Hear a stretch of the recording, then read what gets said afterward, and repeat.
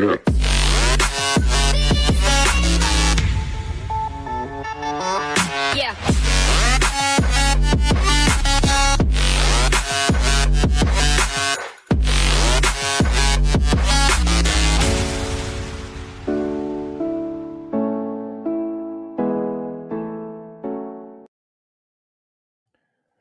Hello and welcome to the Tech Disruptors podcast. My name is Darren, and this lovely gentleman on my left is... It's Jason right here. I know, it's always Jason. I don't know why I introduce you. We're the same people every week, but I know. It's like a weird, I feel like strange not kicking things off that way. Before we get into anything major. Yes, absolutely. Now, we kind of, sometimes we do these run sheets with things we want to talk about. Yes. And I was looking at yours, and there's something I just saw before we started about physical media.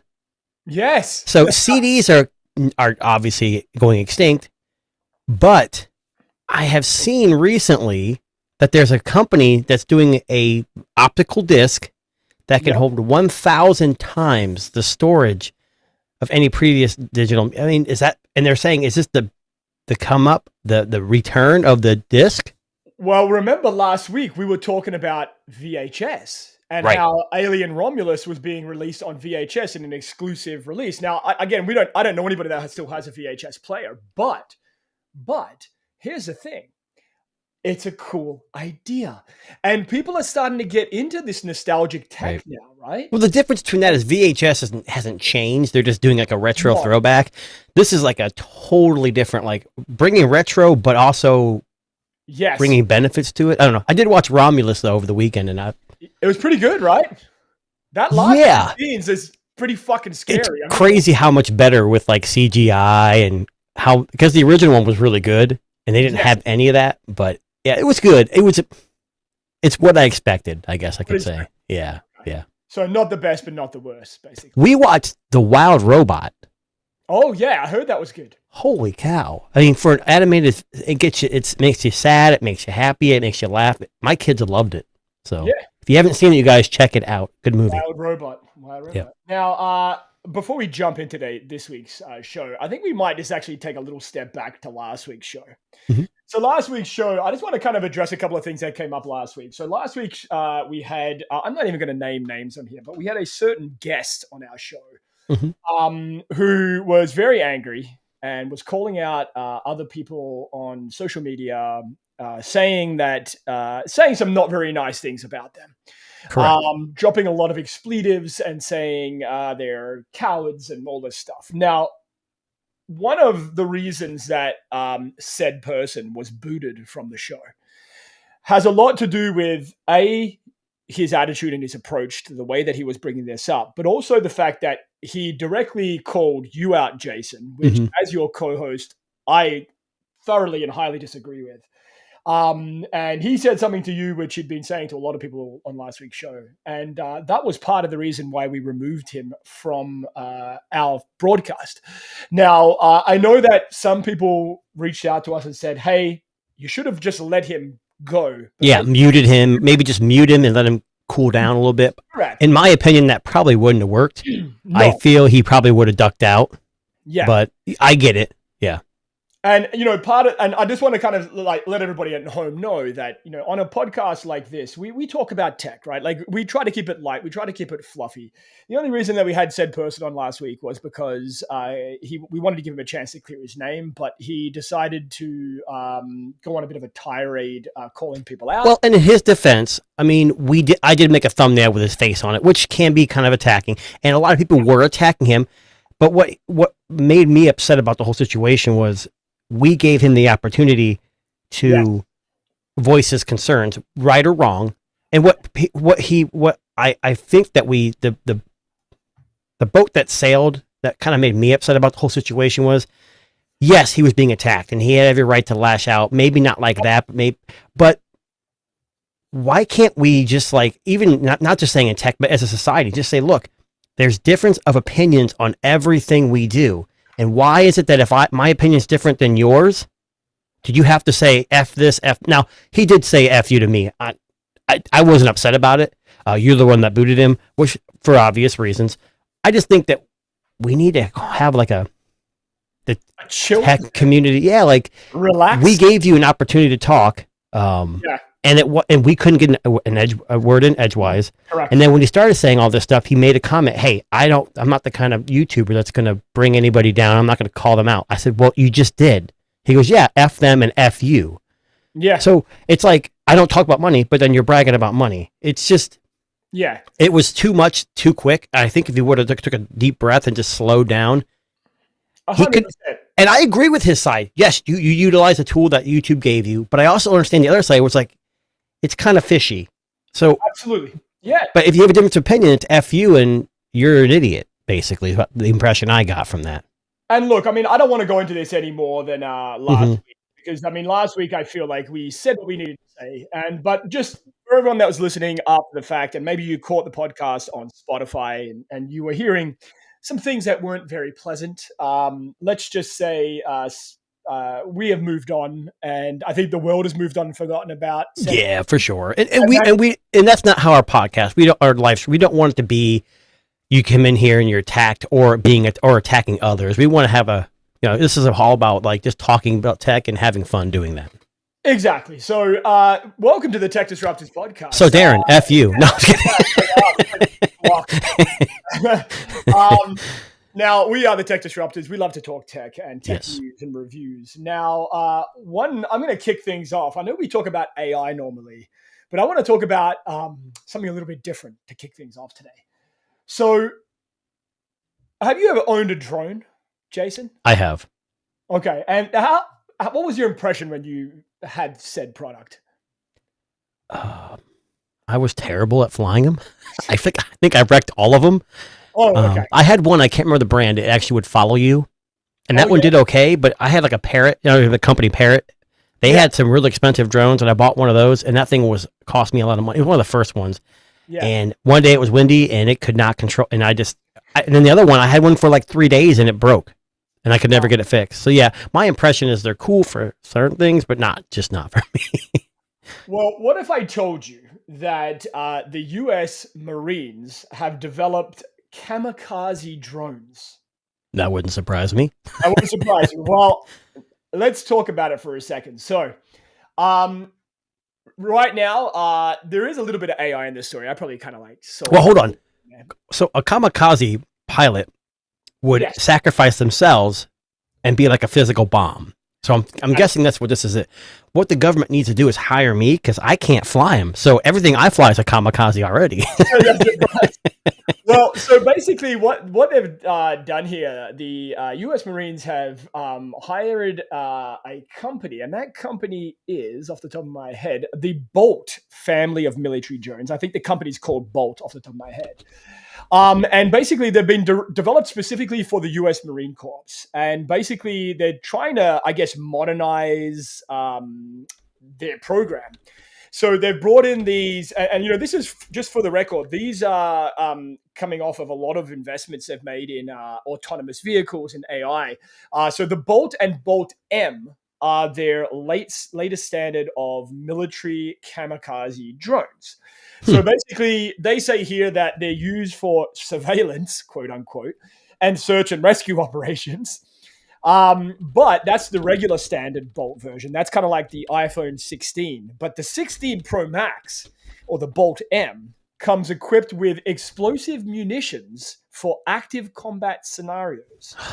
So basically, it's, if you can imagine a drone that's loaded with a bomb. And at any given time, as you're flying this drone, once you're above or over the target, it can identify the target and then essentially drop out of the sky and land, delivering the payload, which I find absolutely amazing. Well, I might have missed it because I was typing some stuff, but is it controlled by a person or by AI? Like, is it pre-programmed with a flight pattern and it goes to that location, or is it piloted? Well, you know what? I got a video, so that might actually help us out here. So this is actually the Bolt. Copyright incoming. Well, maybe not. I mean, it's well, it doesn't matter. Right? No, yeah. It doesn't matter. So this is the Bolt and Bolt M. Now, if you just keep watching it, it's a little 2-minute video. I'll kind of speed it up a little bit. But if you watch towards the end, you'll see the kamikaze drone.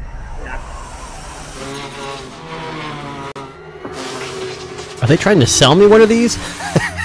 Yeah. So it's AI enabled. Okay, there you go. So That's pretty cool. So this is, they show you kind of like the 13 pounds. Wow. Yep. It's packable in a backpack, which is kind of cool. Wow. That thing's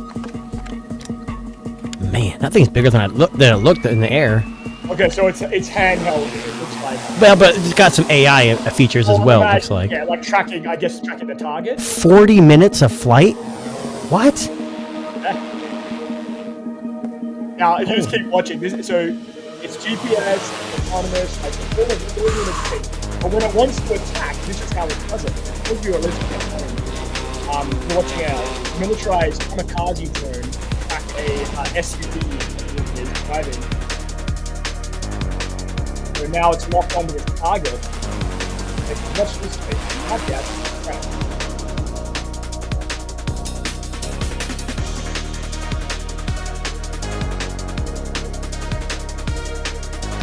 So dramatic. I know, right?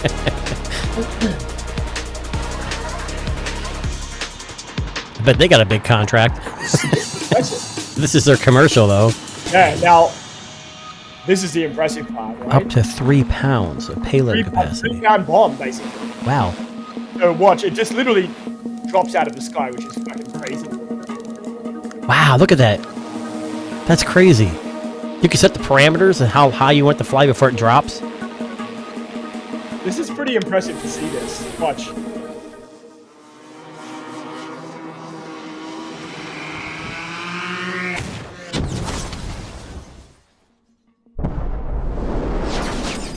Now, it doesn't actually hit. Oh, yeah, but you see all the stuff it just shot out? Holy cow. Now, I'm going to be honest with you. I saw that and went, I want one. So, this is interesting because it did like kamikaze, like, crash. Yeah. Yeah, right? Yeah, it started playing a follow-up track. So it didn't like actually crash into the vehicle, but it looks like it has a bomb and it explodes itself, but it's get close enough. So if it has, I don't know what the kind of, I'm not a bomb guy, but I don't know what, had stuff in it that shot out. That's instantly, and of course the U.S. government has to do this for our, we're so big in our military. So, yeah. Defense, and that's how it's supposed to be. So just looking at it, so it can deliver a payload of 3 pounds or 1.4 kilograms for Canadians. Yes. And it can be, it enables operators to swap between anti-personnel and anti-material warheads. Jesus Christ. Changing battle requirements. Could you imagine if they attach like guns to that thing and you see it flying through your neighborhood? Oh my God. Now, actually, you know what's impressive here? And this is looking at like just as a drone itself. So it has a 40 minutes of flying time or 12.5 miles of range.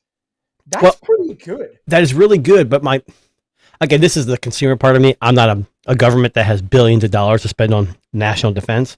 Yeah. But when you buy a drone, let's say you buy a DJI, you pay $1,000 for it. That's a lot of money, and you want it to last. The U.S. government's probably got a large contract with this company if they haven't already, and they're probably paying a very high premium because that's a hell of a drone. And you got to remember, let's say they pay $15,000 per drone, probably more than that, and they use it one time and it explodes. It's like, I mean, the controller, I guess you can save and, maybe synchronize with another device, but that's the only thing you're going to be able to save from that. That's crazy to me. Let me ask you this, because it actually might surprise you here, right? Okay. I looked up the price of a Bolt M drone. It's actually not too bad, I don't think. Like looking at this, sorry, just give me a second, because I know they're using these kamikaze drones in the war in Ukraine currently now. And those are like, so unsophisticated. They're made for about $500 a piece, but they're destroying tanks and artillery and trucks. Yeah. Oh, yeah. But I'm trying to see if I can find the price of But I think the ones in the Ukraine thing, I think those were like made in-house, and they actually probably have physical bombs on them, and they're just crashing right into these tanks. This is a little different. Yeah, I know... we only saw one scenario, too. There might be a scenario where there is a real bomb, and they can crash into a tank and missile, whatever. I don't know. So, I know, like, it looks as though they're doing it in contract. So I don't know if they have an individual price, but I believe that we're looking at almost $10 million investment into this company here. So it's not like a buy two, get one free?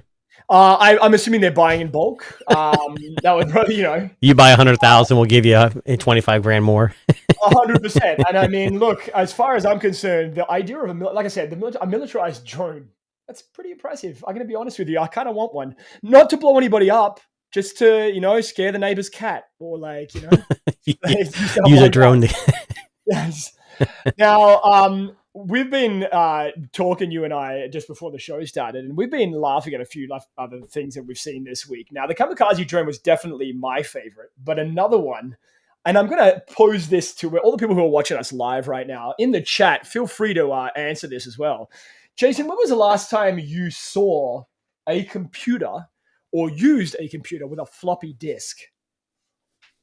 Now, for the people that don't know what a floppy disk is, or you young people, I'm going to say prior to, I would say probably the 90s. I mean, late 80s, early 90s. I mean, when you say floppy, there's different sizes. I use 5 1/4 and 3 1/2. I believe there's a size bigger than 5 1/4, but that was before my time. Yeah. And mostly I use 3 1/2 because we would have what's known as shareware, and you'd get magazines with a disc. Yeah. Now, how would we describe a floppy disk to the young folk at home there, Jason? What would be the best way to... Well, I never understood why they called it a floppy disk when I had a 3.5 because they're not really floppy. Right, but I think it's because if you guys go to Google search, for those of you who don't know, type in 5 1/4 or whatever, floppy disk, and you're going to see it's 5 1/4 and it's got a hole in the middle and a section about, and it bends and it flops around. But we use it to store data, and I think a 3.5 only did what, 1.5 meg? I can't even. I think the best way to describe, I'll give you an official definition here. A floppy disk is a type of removable storage media that used to store data on computers. And they could hold about, at its top end, 1.44 megabytes. Yeah, well, a meg and a half, yep. Yeah, and they first developed in 1971. Now, I'll pull up a picture for those at home. I was just going to do the same thing. The 3 different sizes of floppy disks. You probably got the same picture I'm looking at right now. I probably do. This one right here, right? Yep. Oh, no, there we go. So these were the 3 different sizes of removable storage. So the 5 1/4 is the red, the 3 1/2 is the blue. I don't know. I'm not familiar with the one that's in the black. That's way before me. That's probably what? Way before your time. I think I played a Star Wars game on one of those black, larger ones at one point, Commodore 64. But my point is I saw a story. It's very rare that we hear about floppy disks anymore. They've been superseded with, terabyte hard drives and CDs, DVDs, all that stuff. Yeah, yeah. But I actually saw an article this week that caught my attention because a company has paid, a city in the United States has paid the company Hitachi, which you may know as a computer company, $212 million to remove the still existing, still being used 5.25-inch discs from its light rail service. So San Francisco has a light rail service. Now, I'm not sure what they were using. What are they using a 5 1/4 disc for? Yeah, a 5 1/4. I have no idea. I don't know if it's like the route is what I thought initially, like maybe to help them, I don't know, figure out where the fuck they're going. Yeah, but that's not big enough. Yeah, that's what I thought too. I'm thinking maybe software updates, firmware updates, but that's not even big enough for firmware. I mean, well, I take that back. I know when I was growing up with 3 1/2, a lot of games came on like 20 of those, so you had to put one in. You put one in, you start installing. It says, "Hey, and take it out, put disc 2 in." Maybe that's what it's for, like software updates. So I believe it was for automatic train control system. Oh, sounds really important. So it sounds like something you don't want to have on a floppy disk. But I mean, okay, but now let's look at the other way of this, right? So let's look at the other side for a second. Floppy disks, they're pretty reliable. Yeah. You don't worry about them being hacked. You can't get close to magnets, but besides that, they're pretty reliable. Yeah, you know what I'm saying? Like, you can't be hacked. There's no Wi-Fi connectivity. It's all stored on device, on storage. I get it. Yeah, but I mean, couldn't you say the same thing about a CD or a DVD? They're pretty secure. I mean, you can scratch them, but they're not Wi-Fi enabled. They were using a Sony Walkman from the 90s, so every time the train jittered, it would like jump, and like the track would know where it was. So Right. No shock exhaustion there, right? Yeah. Now I don't know about you, but having your automatic train control system, the ATCS, on a floppy disk doesn't seem like a great idea. Well, either that or the ATS system doesn't require a whole lot of anything. Yeah. Well, I mean, I understand that they want to bring it into the modern era. But they didn't say they're upgrading. They just said they're removing. So what are they doing instead? USB drives? Apparently it's a part of a $700 million major overhaul. So this is like the first $200 million of fixing their train system there in San Francisco. And they want to replace the loop cables and Wi-Fi. They want to put in Wi-Fi and all this So stuff. It's not just this. It's a bunch of stuff. Yeah, but I mean, I don't think most people would be reassured knowing that floppy disk is controlling. I mean, we've got to remember floppy disks were superseded in the late 80s. Yeah, but think about it. You can make a movie about this. Like, you absolutely could. You could do one of those Taken 12, and he gets on the train. He's like, I know how to stop it. He grabs a magnet out of his pocket, goes to the cockpit, and just deteriorates the 5 1/4 drive so it can't stop or can't go, and he makes that with the girl. That's pretty impressive. That's a good storyline. I like that. Now, ironically, they do have computers in these trains, and their browser of choice was Netscape Navigator, which was also from the late 80s, early 90s. Are you kidding or are you serious? No, I'm just kidding. I was going to say, I think when the 5 1/4 drive was out, they didn't have the internet like they do today, and maybe billboards, but they didn't really have web browsers. Yes, this is true. Sorry, yes. Because did Netscape and AOL come? Well, they did come on disk drives, but they also came on CDs free with every magazine you ever bought, if you bought magazines. Navigator. I used to love that browser. That was my first. Which one was it? Netscape. Oh, yeah. Never had AOL. Growing up, we always used Internet Explorer or Netscape. Now, I believe that Netscape was the origin of Chrome. I think somewhere along the line, I'm almost certain. Google, you maybe swallowed them up early? Yeah, I don't remember exactly, but I'm sure there was something like that in the early days. But floppy disks are still being used, which is absolutely crazy. I still have one here. No, I'm just kidding. But Hitachi didn't just make discs, though. Hitachi made CD-ROM drives. Yes. We called them Disk A. That was your A drive. That was your floppy drive, generally starting out. Didn't they also make computers and TVs at one point? I want to say a bit like RCA. Yeah, I think Hitachi had their hands in a lot of things. They made a lot of stuff. I just know when I was building computers back in the 90s with my dad, a lot of the CDs and disk drives we put in, even hard drives, were Hitachi. Yes. I remember growing up and having certain brands that we would only like. Oh man, what was some of those brands of hard drives? Man, I just remember, because they would fry, there's physical moving parts in them, and they would, they give up the ghost. And there were certain brands you wouldn't touch, and certain ones you would, like Western Digital or whatever. Going back a long time. I get it now. Going to the other end of the technological spectrum, there's been some talk, and I keep thinking, when I saw this week, and I heard about this week. The first thing that came to my mind was our end of year show. Because at our end of year show, for those of you who are listening, is our biggest show of the year. Like thousands of people watched last year. But here's the irony. In one of the categories in our end of year show is the biggest flop of the year. You may remember last year.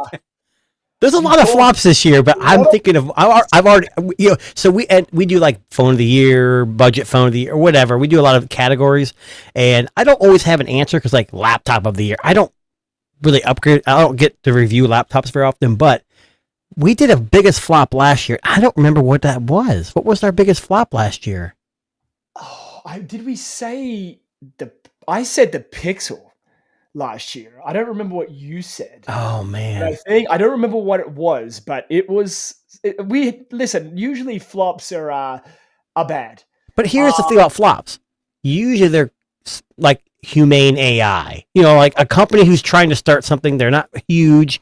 We need to talk about humane by the way too. But anyways, but like Rabbit or we don't usually talk about your Samsungs, your Googles, your your Apples, because they have so much R&D that these products come out and they're usually ready to go or fixed pretty quickly with software. But go ahead. I got a funny feeling I know where you're going with this. So there's been talk this week of the death of the Apple Vision Pro. I love it's got the Facebook guy. Yes, nice little meme here from Zuckerberg. Pissing And you out. know, that's probably how he thinks. He goes, "Look, you just developed the same thing I have. While granted, top quality Yes. components in that Vision Pro, but you were expecting $3,500 for something you can do on what's the 3S cost? I don't even know. What, 300? Yeah, $399. I think the 3 is $499. So for $400, you can get a. Yeah, I know. this is a big misstep by Apple. So the Apple Vision Pro is Apple's VR, AR, VR special, $8,000 Canadian headset. And there's talk from some pretty reputable sources here. Now, I saw this article originally on Android Headlines, but that wasn't where the original source came from. So a report from The Information that Apple has already significantly reduced production of the Apple Vision Pro, and I mean, significantly reduced. They should have stopped it by now.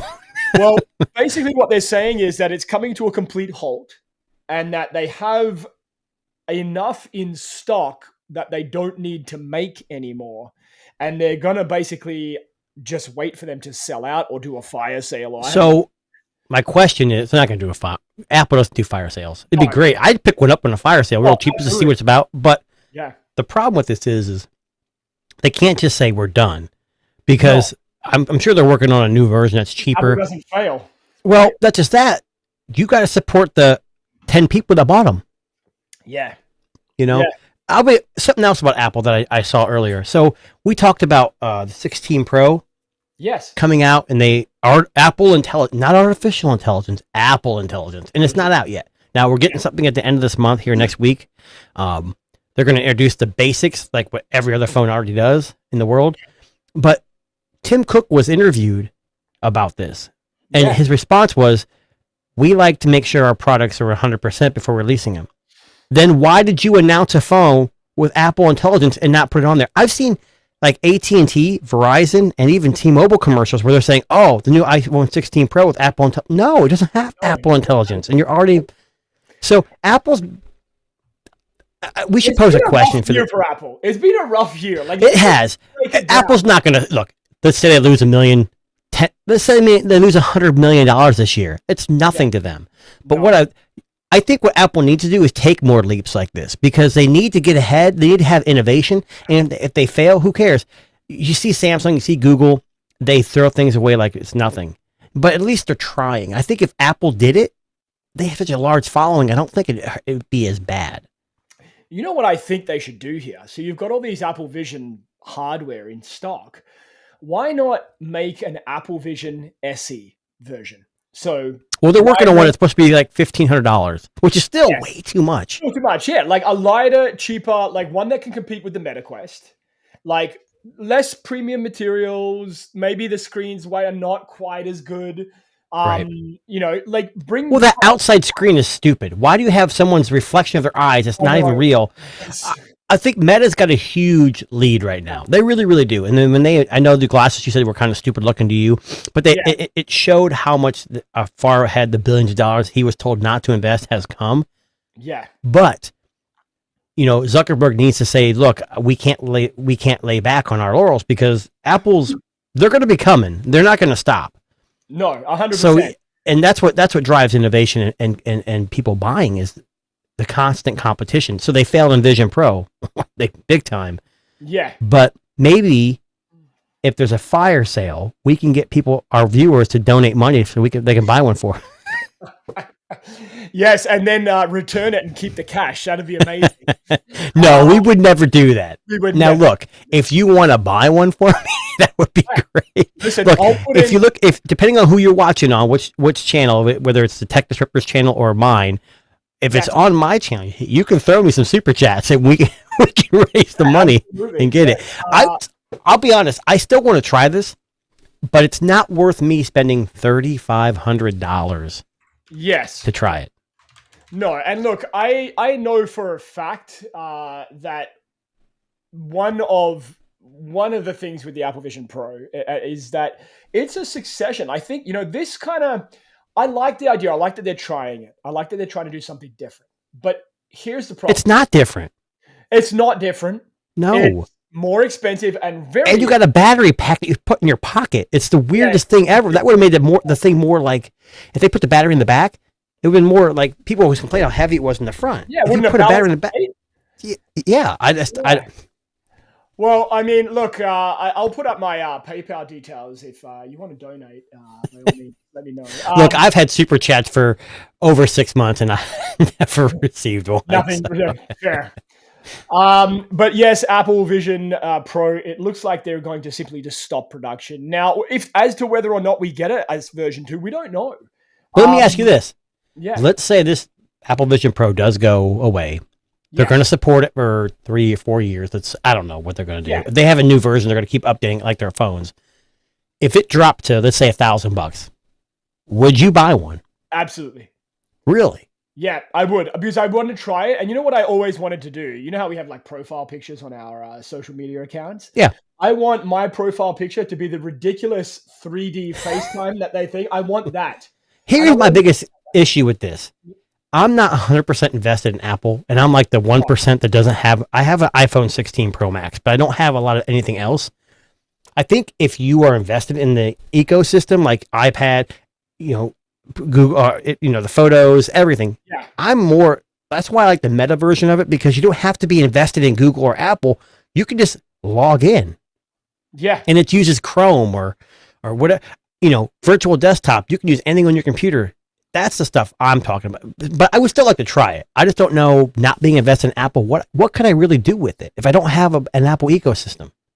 Do you want to know what's kind of crazy? So I'm just reading this article here. They were making 1,000 units of the headset per day. Per day. And didn't they just open it to like what? It's sold in the US, I think Canada now, right? Yeah. And where else? So, and then apparently, according to this, they've canceled the development of the Vision 2 Pro model. I know. So I know Jason's crying now. He's done. It's over. But they've been told basically as of November the 1st that they should stop production of the Vision Pro. But 1,000. Oh, how the mighty have fallen. 1,000 units a day? I know. Wherever the hell are those at? They got to be stacked up in warehouses somewhere. Honestly, just give them away, Apple. Have a fucking fire sale. Drop it down to half. Look, if you sell for $500, I'll buy 3 of them. Oh, absolutely. Yeah. And then you can all watch Jason's OnlyFans on the Vision. Oh, and I'm going to walk around. I'm going to work with it on. I'm going to do what everyone, the idiots were doing on the, out there on the. With it on? Well, yeah, that's true too. Yeah, I know. Now, let's look at the other end of the spectrum, because I know we like to bash on Apple, but we do have another Apple event happening this week, and there are some reports about their Apple's Mac Mini. So Apple's Mac Mini, for those of you who don't know, is one of Apple's best-selling products. Mm-hmm. And the concept of the Mac Mini was, you bring your own laptop, you bring your own keyboard, you bring your own mouse, you bring your own screen. We'll give you the processor, the hardware. And it's tiny. It's a tiny little box. Yeah. Now, they're saying that the Mac Mini that's coming this week is going to be as small as the Apple TV box. Wow.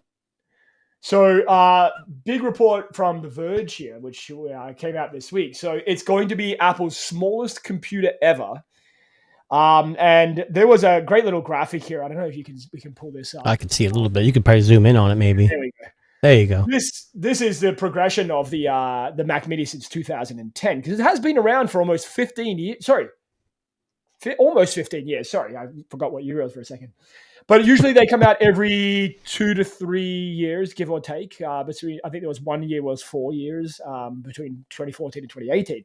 But the report here from The Verge is that they are trying to really push the whole Mini name. And the footprint is going to resemble the size of an Apple TV. Here's my issue with this. Yeah. Okay. The Mac Mini's always been small, but when they use Intel, they had to have a little more room for fans because Intel's usually ran hot. Now they got their own silicon in there, and it's fantastic for what it is. The problem is, I feel like Apple's trying too hard, like with the Vision Pro and Apple Intelligence. You put something that small in there. Is it going to be the M4 chip? Is it going to overheat? Remember the 15 Pro had overheating issues. So my biggest fear is they're trying to be a trailblazer. They're trying to make the smallest NUC or whatever you want to call it, smallest computer, and it's going to be. I'm not trying to say it's going to be a disaster because that's not what I want to say. But you make something that small, and it's a computer, it's going to give off heat. Oh yeah. And an Apple TV is not as powerful as a computer, by far not as powerful. No, absolutely not. Now, I mean, Apple, I'm just trying to see if we can find like a size comparison here, just so we can kind of see what it looks like. Because I think, here we go. This is great, right here. So this is this is the proposed size of the change. So it's going from 7 inches in length to 3, and then a 3-inch wide from. So basically, instead of a 7, there's no way the heat dispersion is going to work. There's no way. Well, listen, I'm not this, and not just this, Darren. Yes. All your ports, you got to cut the ports down because you got to have room. I'm calling 1 port. Oh, dongle life all over again, huh? Yeah. Yep. Yeah. It's all going to be Bluetooth, and it'll be maybe an HDMI port. That's it. And a power port, say 2. I don't know. Some creators don't like Bluetooth. And there's no gaming. Apple's not known for gaming. You can game on it, but no one plays games. If you're a gamer, you're on a PC, but okay, hang on. It gets more interesting here, right? So the coming Mac Mini, the one that's coming out this week, allegedly, according to Mark Gurman, who's like the Apple leaker extraordinaire, 5 USB-C ports. Okay, so if you're a creator, that's what you need. Yep. So that's what they're saying it's going to have on it. What chip? Doesn't say. No, it doesn't say. Sorry, they're not sure. Is it the M4? It's in the iPad Pro now. Is that what it is? They're saying it's going to be the M4 Pro. It has to be. Why would you release a Mac Mini that's smaller with an older processor? They've never done that before. So I think what you're going to get here, they're going to only use USB-C because it's smaller. There'll be 1 HDMI port, but I would imagine that's pretty much it. Do you think it's because Snapdragon's pushing? Yes. And they just talked about their new chips coming out, which are even more powerful. And what pissed me off about Snapdragon, I know we're going off topic here. Yeah. 8 Gen 3. Now it's Snapdragon Elite. Come on. Can you just keep a naming sequence? And that's the other thing. And I don't know if this is what you're bringing up. Yeah. What's going on with ARM and Snapdragon? Oh, okay. Let's go in reverse here. I want to start. Sorry, I'm going off the place because I started talking about Snapdragon's releasing all these new ARM processors. For those who don't know, ARM processor, which is what the Apple now uses in their silicon in their computers, Snapdragon has released some for Windows computers, and they have announced their next set of processors for computers, and they're super fast. But there's an issue with ARM and Snapdragon. And ARM, I think, if I understand this correctly, and maybe you don't know either, but I think ARM holds the patent for the chip design that everyone uses. Now, here is where it gets crazy, right? So, Qualcomm bought Nuvia, which was a chip company that was also an ARM licensee.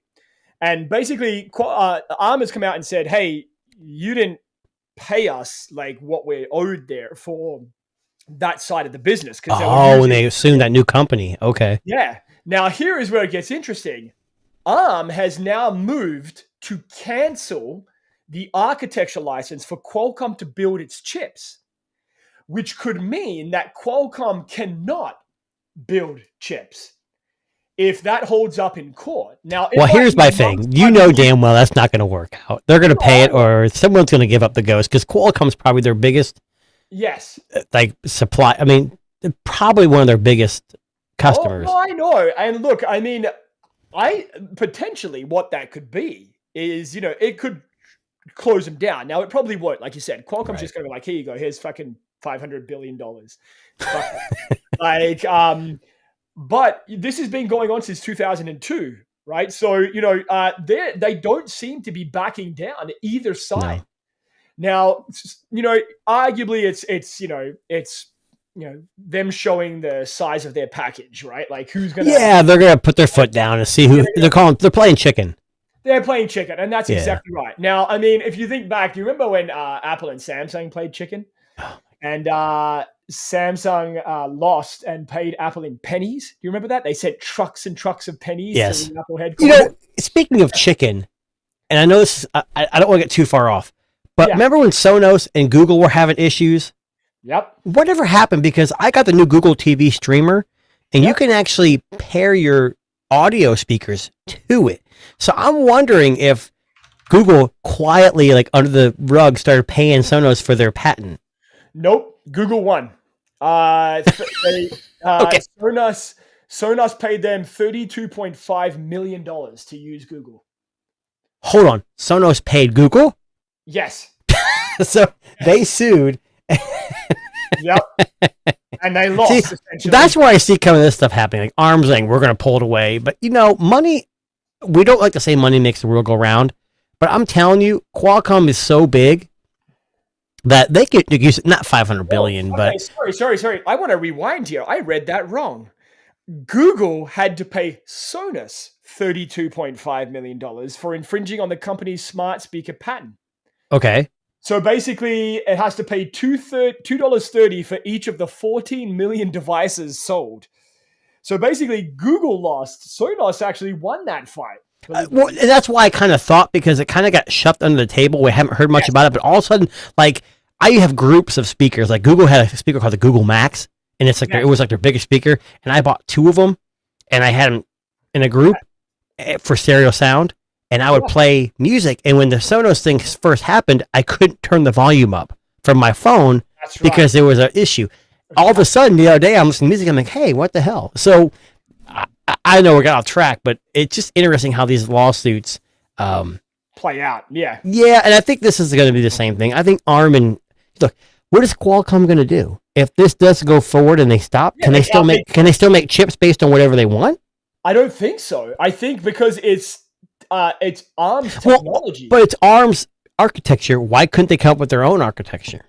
I mean, maybe they could. Maybe that's what they're moving towards. Does Apple use ARM architecture in their silicon? I have no idea. And that's the thing. Like, I know Samsung uses, I don't know. It's Now, so I mean, we don't know what's going to happen between Qualcomm and ARM, and they are two of the biggest chip manufacturers besides Intel in the world.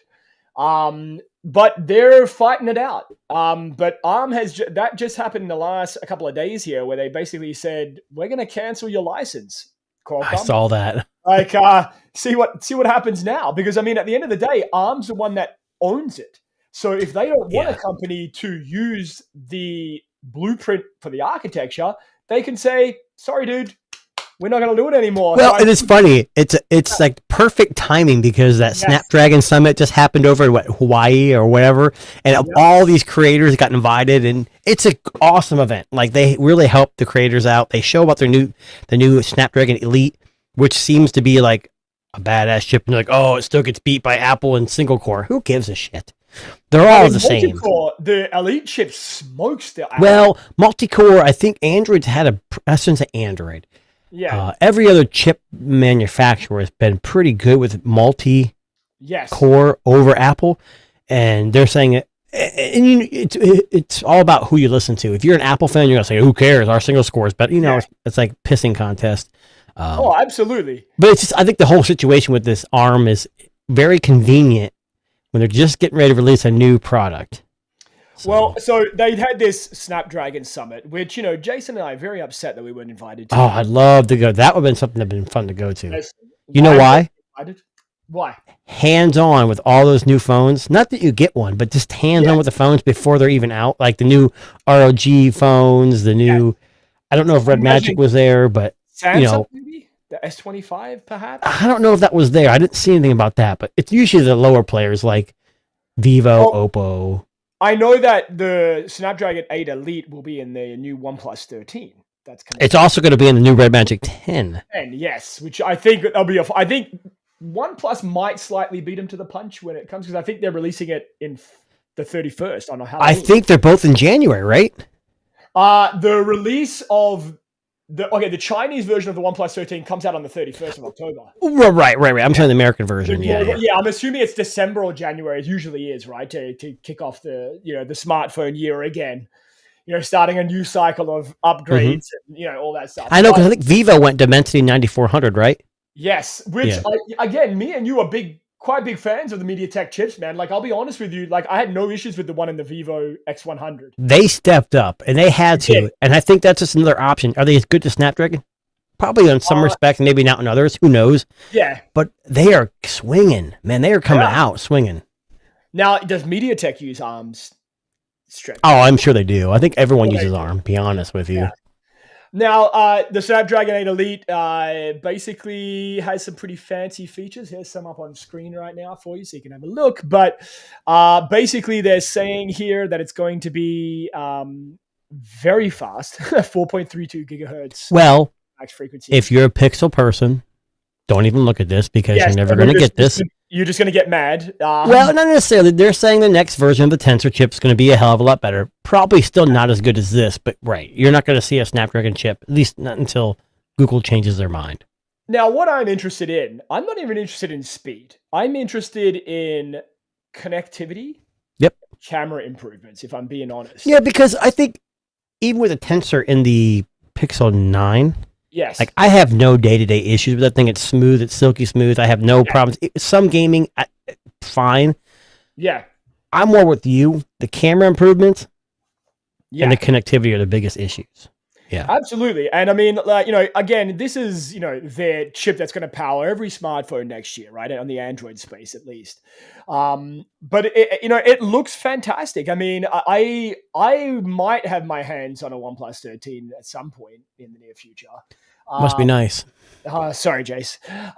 So I'm hoping I can give it a little bit of a run. Maybe I'll do a little a first impressions. See, I'm trying to get my hands on the new Red Magic 10 ahead of time. And I've been trying. I've been beating that horse, but it doesn't seem like it's going to happen. So, I mean, Red Magic, we're here. If you want to sponsor the Tech Disruptors podcast, just reach out to us. We will cover that phone exclusively. Jason will get a Red Magic tattoo. He will. Right? I'll be honest with you, and I know people give, like, Snapdragon's well known, and they own a ton of phones, and there's all kinds of companies that use them. Samsung and Apple are the biggest, and maybe Motorola and Google are the four big players. So you're going to have those chips and those phones, and that's important. I've been watching Red Magic for a long time, and there's always a few caveats to every phone. Red Magic is a gaming organization. They make gaming tablets, gaming computers now. They have a laptop. They have physical keyboards. They have, that's what they do. But with this thing, if you're a gaming, like the GPU is supposed to be really good. Everyone talks about, it's funny. I saw an article about the iPhone 16 Pro Max and how it does ray tracing, and you can play full console games, the whole 3 that are available. Yep. And they said that no one's playing them. The statistics say that no one's playing, what is it, Resident Evil or whatever. Yeah. No one's playing that on their iPhone. I mean, I get it. I think there has to be. I know mobile gaming is popular, but I think mobile gaming is only popular in the world where people want to waste time. No, I think it's more for like the games that are made for mobile, like Call of Duty Mobile. It's a mobile game. And Genshin Impact is a mobile game. Resident Evil has never been a mobile game. So when you try to port it, yes, it's a technological advance that some Android and Apple can play that with ray tracing, but it's not set up. And I'm not want to use a controller connected to a phone to try to play it. Most mobile games have on-screen controls. They're out of the way. They're off to the side.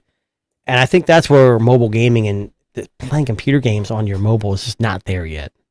No, and for me, I mean, I'm not necessarily using my phone for games. I'll play games, but it's like when I'm waiting in a doctor's office or I'm. But what you're not playing Resident Evil, you're playing Temple Run or I'm not saying that, but something simple. I'm playing blackjack and stuff like that. But I mean, at the end of the day, I'm not using it to play like high-end games. That's not kind of right. That's what I mean. Right. Now, speaking of events, I know we weren't invited to the Snapdragon one, but there's another big event coming up in January, and they're going to be doing something a little bit unique this year. So CES has mentioned that they're going to be having their keynote in this. This is the Sphere, Vegas's newest, most ambitious, and So most eye-catching we've talked about attraction the to date. Las Vegas Sphere before here And on the although show. its exterior is impressive And on basically, paper, what lies inside CES is far more keynote is going to be interesting taking than place might be inside closer look. the Sphere this year. Now, Jason, how The do you city of feel Las about that Vegas idea? is famous for its unique and I want to go. Well, I want to go to CES no matter what. I really do. Yeah. But the fact it's in there, I mean, as a tech guy, that's amazing. I'll be honest with you. Scrolling through social media, you get like ads that are, kind of pertaining to you. And I just saw that some Kickstarter project where they're making a mini sphere that fits on your desk. And it's like $2,000. Like $2,000. But how? I mean, I know that they always do CES in Vegas, and it's amazing that they're going to be using this. The company that made this sphere, that's all advertising. They would love and CES is a huge show. So if any companies out there want to send the tech disruptors out there, that'd be amazing. Yeah, absolutely. January 7, January 10, 2025. We would love to go. But I mean, so far, like that sphere has had U2, the Eagles, Fish, a film from Darren Aronofsky, broadcast in there. I would love to see it. And I would love to go and see it too. That'd be amazing. Yeah, I would love to see something there. I mean, look, CES is always the biggest tech, event of the year, and I know we like to think it's our weekly podcast, but unfortunately, it's not yet. It's a close second. It's a close second, but CES, I'd love to see it. I'm gonna be honest with you; it'd be cool to see. I just want to see the sphere. If I'm being honest with you. I want to see the sphere, but I also want to see everything. Everything else, yes, that's there. Correct. Yeah, for sure. Now, can we talk cheap shopping for a second? Of course. Now, how have you ever used Temu? I have. Okay, what was the last thing you ordered on Temu? Just out of curiosity. I ordered I ordered 3 or 4 things for my Tesla from Temu. Nice. So in my trunk, I have these little cubbies in the corner, and they're open. So I bought these little, I guess, rubberized containers that fit in there and have a lid, so it's all flat now, and I can hide things in there and it has a little lid on it. I bought Tesla has the main screen in the middle of the dash. Yep. And I added a little pull down like mini glove box that fits right underneath there, and that all came from Temu, and it was cheap, and it's actually really good quality stuff. I bought for my car because the center console of my car was like glossy black interior, and it drives me crazy. Which is prone to scratching. Yes. Yes. So I bought off of AliExpress this wood grain like cover that goes. Yeah, like an adhesive that covers it up. Sticks it up. Yeah. It looks really good. Now, the reason I bring up Temu, what do you think Temu's net worth is? And don't Google it. Oh, I'm not gonna. A couple $1 billion. I don't know. Yeah, we'll say a couple billion. I don't know. $128 billion is Temu's net worth. Holy shit. Well, here's what's funny. So my kids have electric scooters. Yes. Okay. And I have AliExpress installed on my phone and Temu. And I'll be honest with you, Temu is more expensive than AliExpress. Absolutely. And a lot of the stuff from AliExpress is coming from overseas, whereas Temu, a lot of it's here already, because that's basically what it is. Temu is like AliExpress with a warehouse here. Yeah. So I'm looking at this scooter for myself to ride with my kids, more of an adult one. It goes like 50 miles an hour, which is freaking scary. Nice. On AliExpress, it's about $680. Okay. But on Temu, it's $750. Like quite a bit different, almost $100 more. Yeah. And I don't know why. It's the same, probably the same distributor. I don't know if Temu just says, "Hey, we're in the US, we can get away with it." Yeah. Now, the reason I ask is because Amazon is starting to feel the pressure from they should. And they're allegedly going to be developing a low-cost rival to Temu. Now, this would be... Is it going to be included with Prime? With Prime, yes. But what's interesting about this is only the second online marketplace that Amazon's ever had. Like, obviously, Amazon is number one. They're going to roll out their own low-cost... Jimmy made a good point here. AliExpress and Temu are synonymous with, you open the damn app and you get spin the wheel, you get a free, you click on this, not even, it drives me insane. It really does. I agree. There's a reason I don't use Temu. Like, I think I bought I don't think Teemu's terrible. No, I've bought a couple of things off there. I mean, are they great? They're okay. I've never bought anything. When I'm going to Temu, I'm looking for something specific that I've already read about. Yes. I've never had an issue with anything from Temu. Honestly. Well, I'll tell you, my wife in the summer, she wanted to buy a garden accessory, kind of like a garden gnome, if you will. Yeah. Kind of style.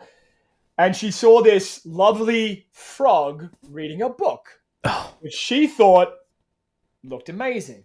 And it was like $20, I think, on Temu. And I said, that looks pretty cool. It'd be cool to have it in the garden. She's like, it looks pretty So good. you literally said that'd be cool in the garden? Well, I mean, I don't have I'm just kidding. I don't have a say. So she's like, it looks pretty big. It's like it can fill up a little space we have in the corner there. And I'm like, okay, yeah, cool. So she orders it. About a week later, it arrives. It was that big. Yeah. Now, for those of you at home, it's about 2 inches. And she was like, what the hell is this? And I'm like, it's what you ordered from Temu. She's like, but it looks so much bigger in the photograph. I'm like, Wish, Temu, and AliExpress are very good with that. That's why I said when I go on there, like I bought one of those retro gaming devices that have retro games, like 5,000 games. And I knew going into it, because I saw some reviews, it wasn't perfect. And it had composite outputs to your TV, which no one does. And it actually did everything it could. It even came with a controller that you could plug into the top. It was like a little Game Boy.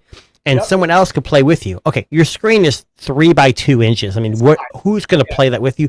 But it came with everything. But like I said, I buy things that I know for the most part. I bought something from AliExpress. So in a Tesla, you don't have a handle. You get a button and it pops open.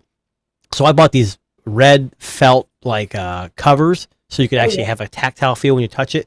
And they were way too big. Right. But I paid like $1.20 for them.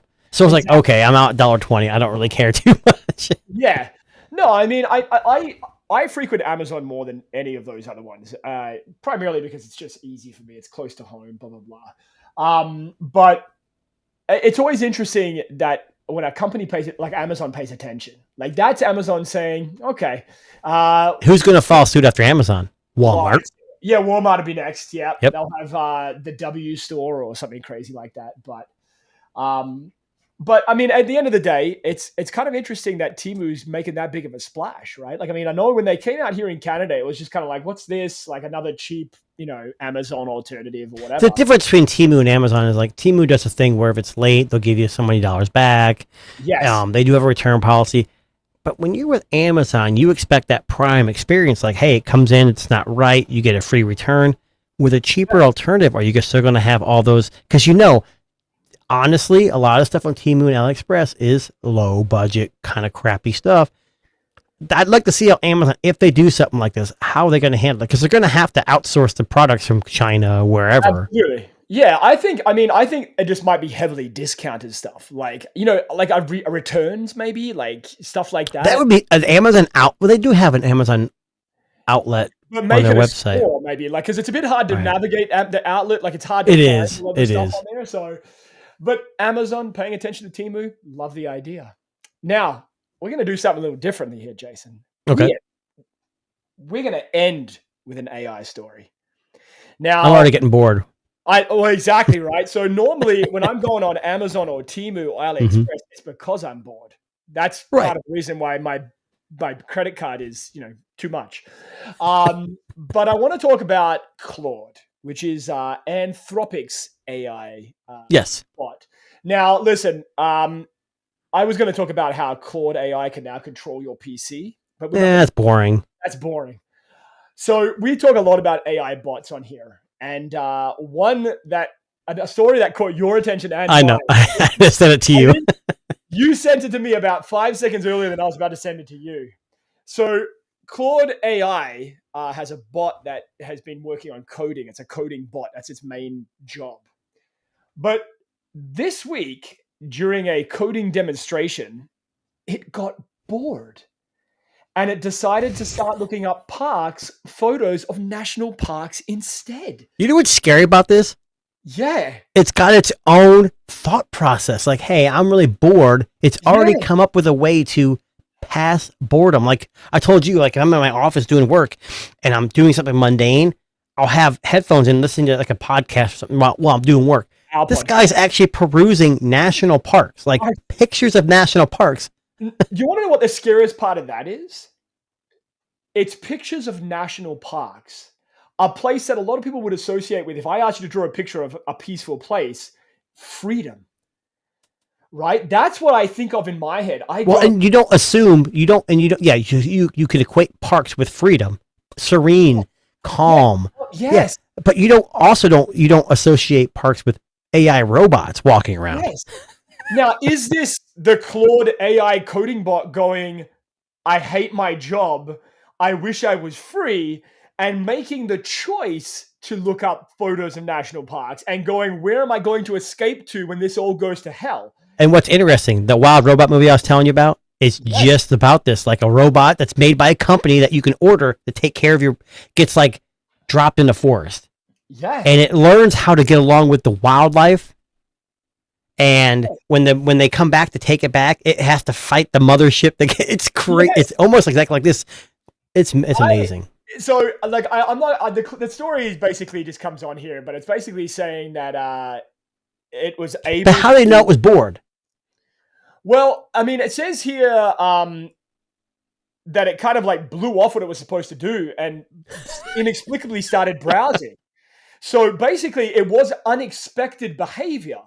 Now, one of the things we talk about on this show is what happens when AI becomes sentient, right? When they become aware of it. Which this is getting close right here. This seems to be probably the closest we've seen so far. That's fucking scary. And then what's even more scary is this is what we know so far. How many AI robots that are out there right now, not the Tesla ones because they're not real AI, but the ones that are out there now that are getting bored and we don't even know it. Like the ones that we saw where they're kicking it and pushing it. Like, I hate my job. I'm going to kill this guy. Listen, we already talked about, kamikaze drones. Like, what happens if an AI robot goes, fuck this job that you're making me do, I'm out. Self-destruct in 5 seconds. Yeah, like Terminator style. But anyway, AI, we've had, I know we're in like 37 episodes into this series this year. And I think we have about 8 shows left before the end of the year. But my point is that I think almost every episode we've done this year, we've talked about AI, and every single episode it seems to be getting worse and worse and worse and worse and worse. It depends on how you look at it.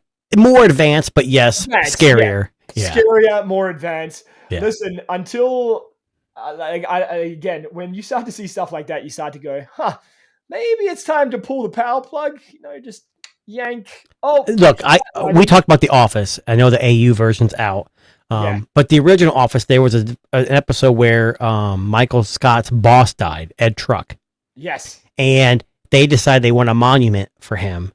Yes, but they make it a robot with red eyes, and they made a comment. They said, Dwight, the guy with the glasses, he said, we should probably give it an extension cord. That way, if it becomes alive, it can't kill us. That's exactly what I'm thinking. We need to start having an off switch, man. Like, let's start integrating that now. Right. But anyway, do you want to know what will never turn off? The Tech Disruptors podcast. Right. That actually brings us to the end of today's show. Thank you very much, Jason. Of course. Gentleman and a scholar. We are here live weekly talking tech and everything tech related. And if you're not already liking us and subscribing to us on YouTube, what is up? What the hell? Why not? As soon as we get to 1,000 subscribers, Jason will shave his head. So there's that. But just all my locks? No way. I know, right? He has, for those of you listening on Spotify, Jason has a luxurious head of blonde hair. He looks like Sean Penn, circa 1980s. Okay? There you go. But if you're not already subscribed to us, you should. And check us out on Spotify, Apple Music, iHeartRadio, Good Pods. If you're listening to tech podcasts and you're not listening to this one, something is wrong. But on that note, thank you very much for joining us.